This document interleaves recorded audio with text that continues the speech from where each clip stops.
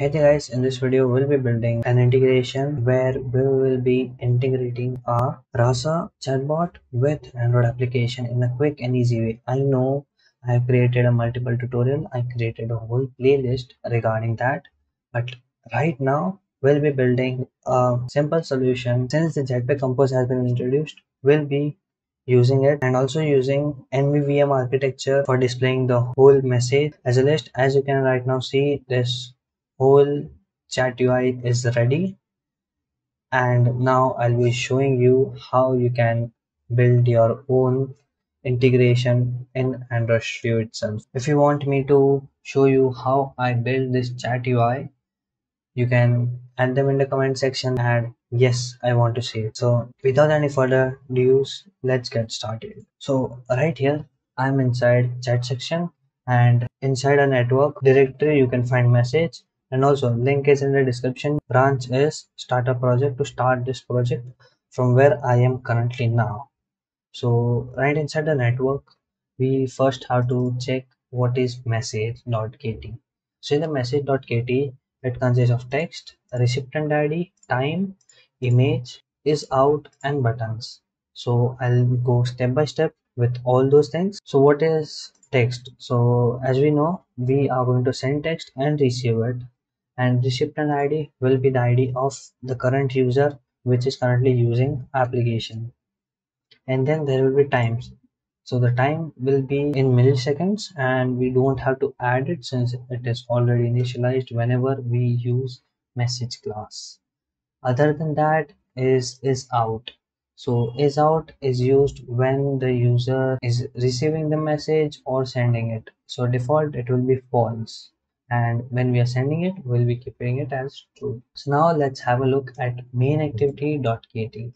In here you can see main screen is here, and there we have used context, then there is column which fills the max size of the whole screen, and there is space in between. So here in the top bar section, the top app bar, it is inside the chat screen, and you can see there I used card and I used row to build a app bar where image will be the profile pic, which I'm currently using is of Kojo from anime, and the content description is null, and modifier is where I have set the clip to circle shape, and the column which consists of text and also consists of online or offline. So if the connectivity is there, then it will be online, or else it will be off. Thereafter comes chat section, so where the chat will be displayed. Right here you can see in the preview where the chat has been displayed, so we'll have a look at there or two. So in the chat section I used lazy column, and inside the lazy column I have used items, and there inside the items there is message items. In the message item where we can see the message text, time, image, buttons, and is out. So in the column we are checking if it's out, then it will be at the end which is of the user, and it will be start if it's not. And other than that I used box to create this kind of text box for each and every message. So as per that it will be themed, and I have also initialized author chat bubble and bot chat bubble, these two. And there is also some padding I have given, and there is the text where we are, and for the image also we'll get here, and for the buttons here afterwards. So let's first start with the text section.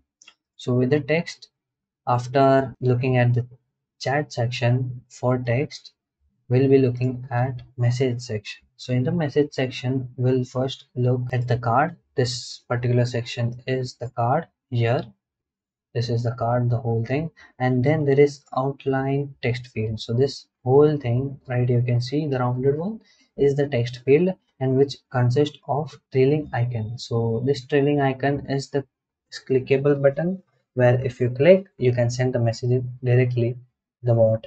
We also have to add this functionality inside our UI, so we'll do it right away. So now as I have explained each and everything that is present here, I'll also like to mention about the Android manifest file. So right here you can see when the Android manifest file I have used internet permission and access network state. So the access network state will help me to get to know what is the state of the network, like is it connected to internet or not. And the main activity I have added one more thing, which is set soft input, which is soft input adjust reset, which is also present inside our application Android manifest. So right here you can see Android Windows soft input mode is adjust resize. So we have to add this, because if we don't add, if you see here, when you click on message, it the keyboard comes right after it. If I remove it, it will overlap with the message box. So because of that, we have to add soft input mode. So this UI is used from the Compose UI templates, which is my friend's repository. It was also part of Oktoberfest, which was last month, and there are few people who have contributed this amazing Jetpack Compose UI. And let's add few files to start with. So first and foremost thing which we'll be adding here is Rasa API service. So what is Rasa API service? It will be an interface, Rasa API service.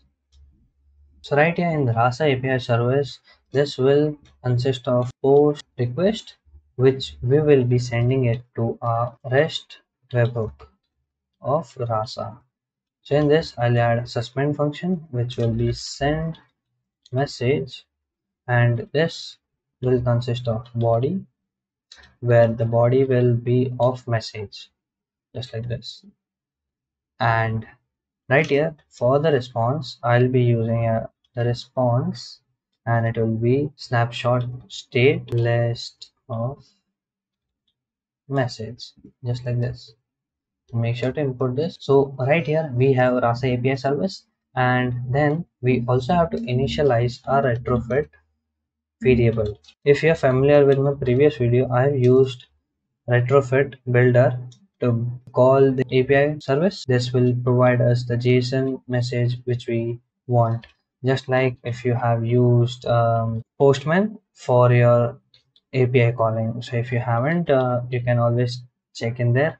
And basically this will provide us a dictionary, which is also known as JSON. I'll add the converter. This converter will be the one which will help us to get the create and dot build. Just like this, we have initialized our retrofit variable, and now it's time to add view model for a main activity. So I'll create new class which will be main activity view model.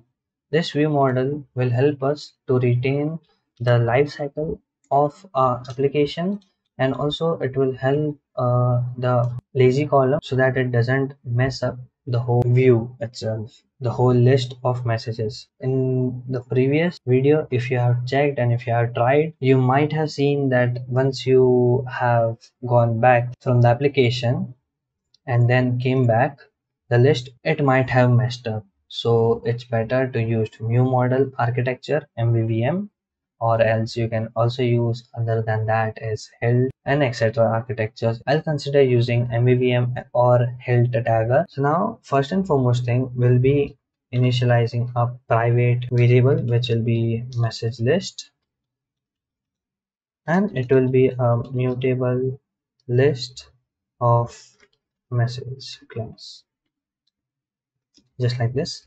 And it will consist of mutable state list of, like this. And we'll be adding all the message dummy to type that, just like this. And then just after this, we'll be using the messages as list message, and it will be message list, just like this. So whenever the user wants, whenever we want to send a message, we'll be using a function which will add the message directly in the message list on the top. It will be like so we'll create a function that is add message. So what add message will do, it will directly add the message in the message list on the top of the message list, like add zeroth index and the message, just like this. We'll be adding here one more variable which will be a username.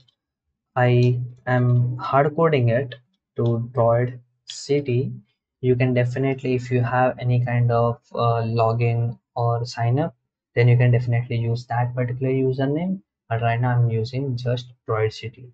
So if there is any kind of message other than Droid City, it will go on your left hand side, and if it's Droid City, then it will go on right. And there will be also a function which will send message to Rasa. So before sending message to Rasa, we have to add the message onto our end.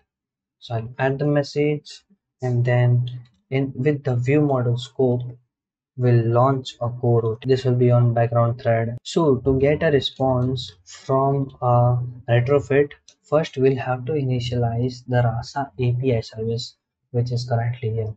So this interface needs to be initialized before to be used. So I'll use Rasa API service, which equals retrofit dot create, and in there we have to add the Rasa API service double colon class dot java, just like this, and this will be used right here for getting the response.